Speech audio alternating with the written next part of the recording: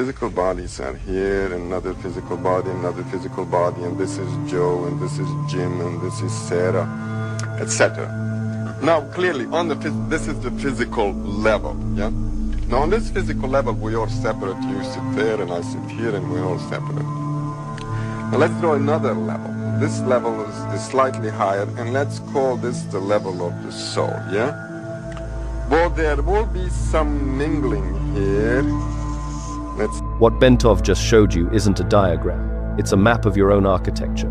He spent decades proving that the nervous system doesn't just process reality, it filters it, shapes it, and in some frequencies, generates it entirely. Your body isn't flesh wrapped around a soul. It's a receiver tuned to a signal most people never consciously locate. You've felt that signal, you just didn't know what was broadcasting. And here's the part that will stay with you. He died before he could deliver his final warning. There is a pattern running underneath civilization. It moves through physics, through ancient architecture, through declassified government documents, and through the very oscillations of your own heartbeat. Once you see it, you genuinely cannot unsee it. And Itzhak Bentov saw it clearer than almost anyone who has ever lived. He wasn't a mystic in the popular sense. He was a biomedical engineer, an inventor with working patents, a man who built things with his hands and then turned those same hands toward mapping the invisible. He approached consciousness the way a systems engineer approaches a circuit, with precision, with rigor, and with zero tolerance for comfortable assumptions.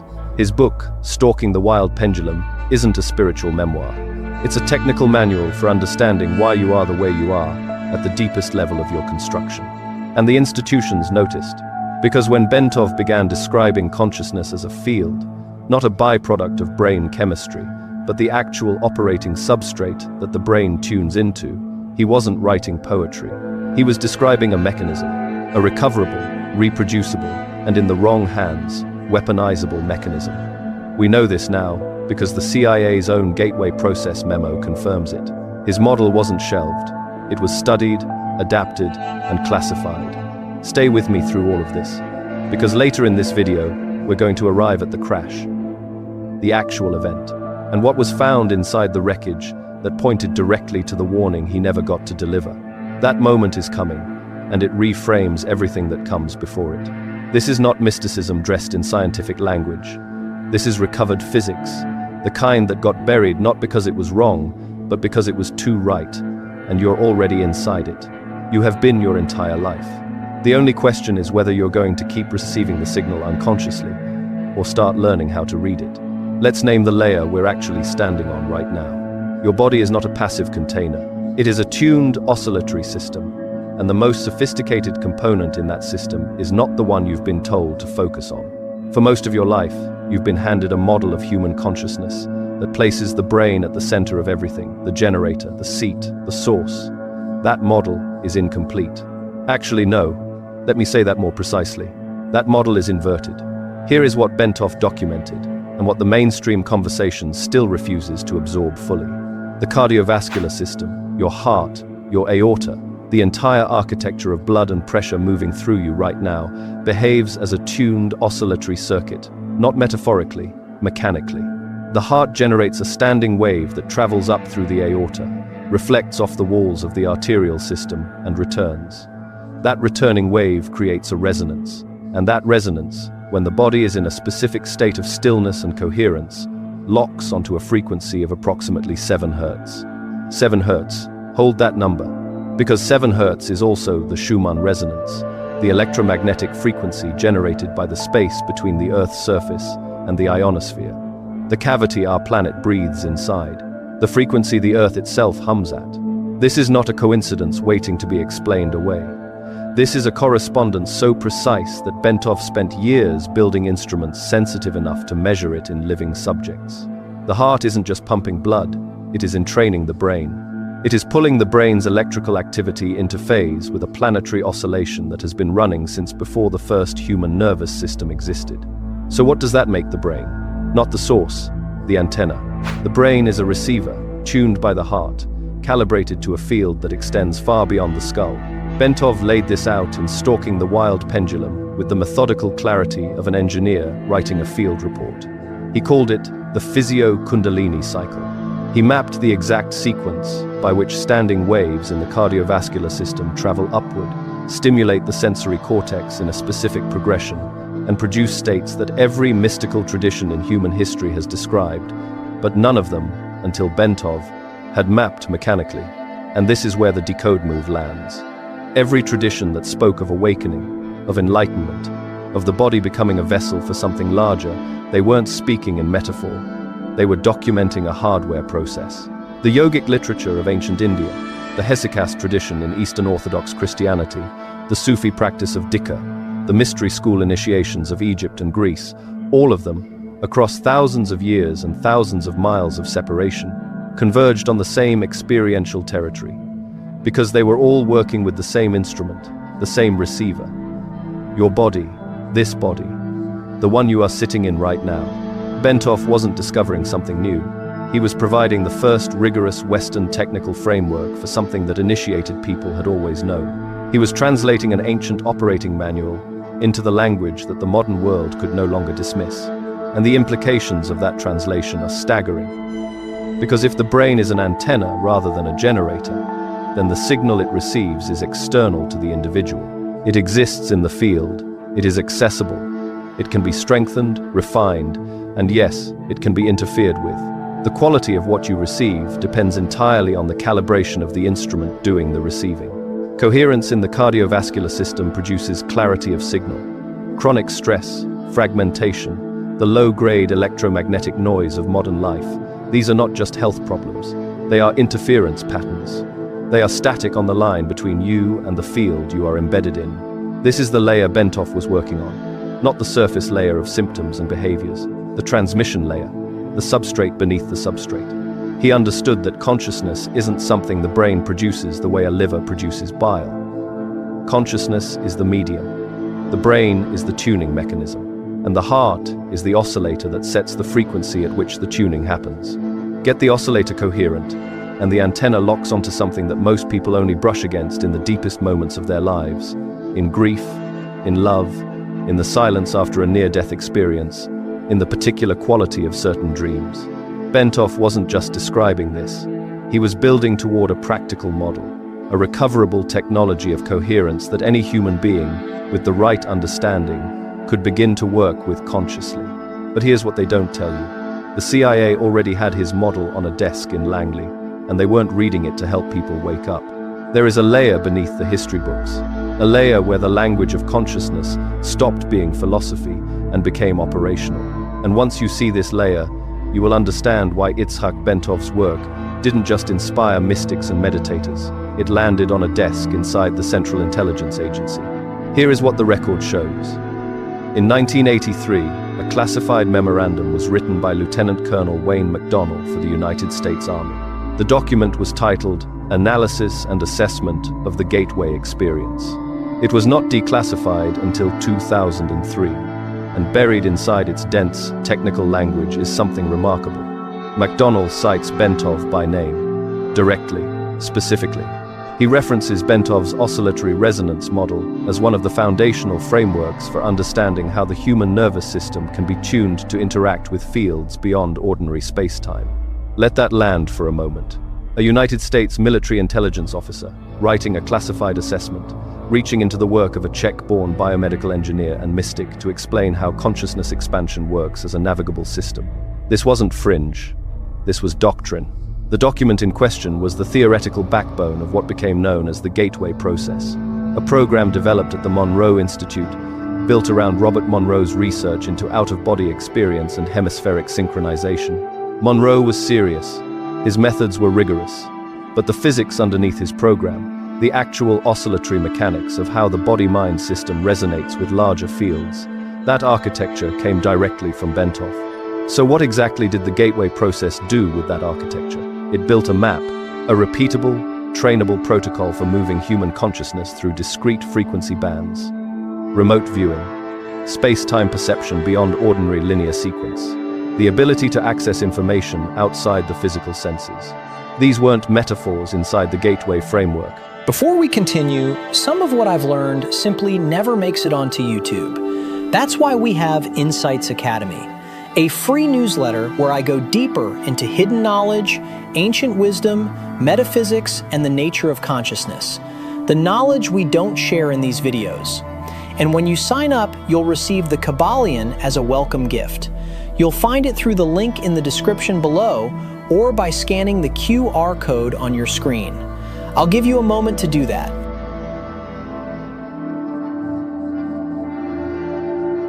They were target states, documented, tested, reported back by participants who had no prior training in mysticism and no reason to fabricate what they experienced. Now here is the question that matters. What is the state that every wisdom tradition in human history has called enlightenment? The Vedic sages named it samadhi. The Sufi masters called it fana. The Christian mystics wrote about the unitive experience. The Zen tradition points at it with koans, designed to collapse the ordinary thinking mind. Every tradition agrees on the phenomenology, dissolution of the separate self, perception of unity, access to knowing that transcends linear thought, and a quality of light or vibration that feels more real than ordinary waking life.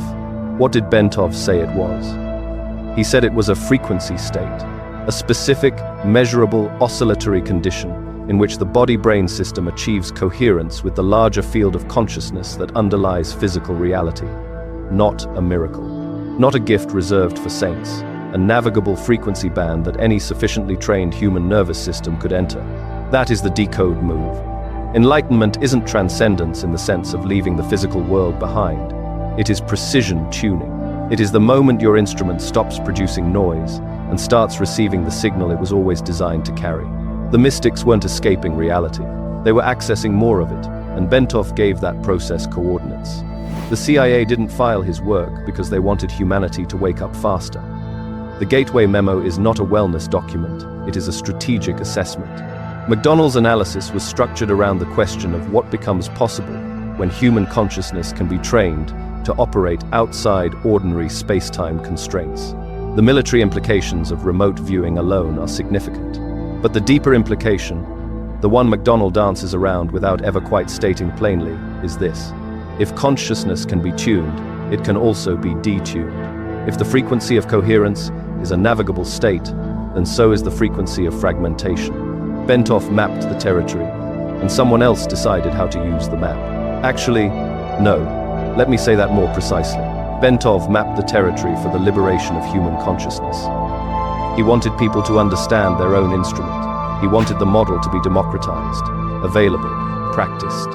He saw the practical protocol of meditation not as a religious ritual, but as a technology of coherence that any serious person could learn and apply. What the Gateway process did with his equations was operationalize them in a direction he never endorsed. The same map that shows you how to tune yourself toward unity can, in the wrong hands, become a blueprint for understanding how to keep a population permanently fragmented, permanently below the threshold of coherence, permanently in the noise. This is not conspiracy, this is physics applied to power. And Bentov understood it was coming. He was trying to get ahead of it. He was trying to put the keys in enough hands that the lock couldn't be changed. And then something happened that stopped him from finishing that work. Something that, once you know it, reframes everything that came after. What they built with his map, he never lived to see. And what he was carrying when he died, that changes the entire story. Now, we reach the layer that history filed under tragedy and moved past. May 25th, 1979. American Airlines Flight 191 departs O'Hare International Airport in Chicago. Seconds after liftoff, an engine separates from the left wing. The aircraft rolls. It goes down. 273 people are killed. It remains to this day the deadliest non-terrorism aviation disaster in United States history. Itzhak Bentov was on that plane. He was traveling to a conference of scientists and researchers. Not a casual gathering, a deliberate convening of people working at the intersection of consciousness, physics, and what he believed was an urgent civilizational question. Bentov had been watching the trajectory of his own work being absorbed into institutional frameworks he did not control. He had seen the Gateway assessments circulating. He understood that the oscillatory model he had spent his life developing was now being read by people whose interests were not aligned with human liberation. He was going to warn them. He was going to deliver what he understood about the misuse of consciousness control mechanisms. The full picture, The part that went beyond the technical framework and into the ethical stakes of what happens when you give a map of the human frequency spectrum to institutions built around control rather than coherence. He never landed. What does it mean when the one man who understood the complete mechanism dies before he can deliver the complete warning? Is it coincidence? History offers no verdict. The crash was investigated. The cause was mechanical. Engine, pylon failure. No evidence of anything beyond catastrophic structural failure under stress. But here is the question that the facts alone cannot answer. What was lost when Bentov's voice went silent? What specific knowledge? What precise articulation of the danger? What practical countermeasure was he carrying in his mind that died with him over a field in Des Plaines, Illinois? The answer, or the closest we have to one, is a book. Bentov had been working on a manuscript, unfinished at the time of his death. His wife Mirtala completed it using his notes, his diagrams, his recorded lectures, and her own intimate knowledge of how he thought. It was published posthumously under the title, A Cosmic Book. And what you find inside it is something that reads less like a polished argument and more like a transmission interrupted mid-sentence. Ideas that are fully formed in their architecture, but still reaching toward a conclusion that never quite arrives. A map drawn right up to the edge of the territory he most needed you to see. That is the decode move. A cosmic book isn't a book in the ordinary sense. It is the undelivered lecture. It is the warning that boarded a plane and never landed. When you read it, you are not reading a finished work. You are reading the last transmission of a man who knew what was coming and was running out of time to say it clearly enough. The Vedic tradition has a concept called sruti, meaning that which is heard. Sacred knowledge understood not as invented but as received, as transmitted from a deeper layer of reality through a human instrument sensitive enough to carry it. Bentov understood himself in exactly those terms. He was not claiming authorship of the oscillatory model. He was claiming reception. He believed the information was available to any sufficiently coherent human nervous system, and that the work of his life was to translate it into language that Western science could process without dismissing it. The tragedy of Flight 191 is not only the loss of a man, it is the interruption of a translation that was still in progress. The language he was building, the bridge between ancient knowing and modern physics, collapsed before it was complete. And what remained was a partial map, detailed enough to be used, not quite complete enough to be safe from misuse. 273 people died that morning. Most of them are remembered only as a number. Bentov is remembered, if at all, by the small community of people who found his books and felt something shift in them that they couldn't explain. But the work he was carrying, the specific warning about reality control and the misuse of consciousness technology, that is still incomplete, still waiting for someone to finish the translation. And here is what you need to understand now. That someone is not a distant scientist in a future laboratory. The translation is not waiting for better instruments or higher funding or institutional permission. What you do with this knowledge, from this point forward, is yours to decide. You stop being a passive receiver the moment you understand what you actually are. You are not a victim of your circumstances. You are not subject to the noise by default. You are the tuner. Bentov's meditation method isn't ritual. It is a practical protocol for raising your own coherence, deliberately, repeatably, starting today. The work he left is yours to continue, and I mean that literally. The comments on this video are not just reactions, they are extensions of the research. Your experiences, your questions, your moments of recognition, they add layers that no single mind can reach alone. Leave them. I read them. They often take the work somewhere I hadn't seen. There is more coming. Sacred geometry, the neurochemistry of mystical states, the architecture of how ancient traditions encoded this exact knowledge in stone and symbol. The initiation continues. But for now, return to the image we started with. The receiver. You were never separate from the signal. You were always the signal, learning to recognize itself. If something in this transmission landed, leave it in the comments. Your signal adds to the field. And if you're ready for the next layer, it's already waiting for you here.